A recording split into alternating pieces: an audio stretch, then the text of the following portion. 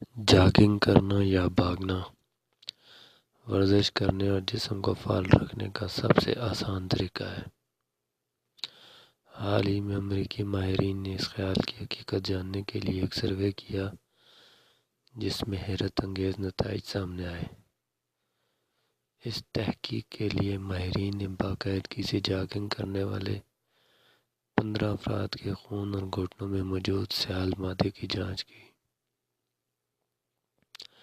ماہرین نے یہ نمونے دوبارہ لیے، ایک اس وقت جب انہوں نے 30 منٹ تک جاگنگ کی، اس کے فوری بعد ان کی جسمانی نمونے لیے گئے، دوسرے اس وقت جب وہ کافی دیر تک بیٹھے رہے اور انہوں نے کوئی جسمانی حرکت نہیں کی۔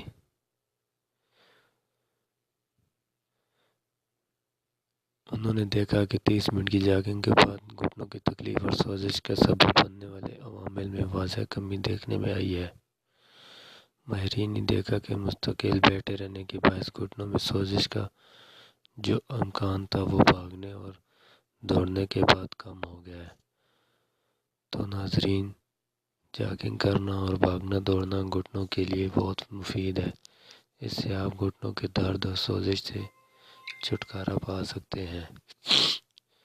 دوستو، اگر آپ کو میری ویڈیو پسند آئی ہو تو لائک ضرور کیجیے گا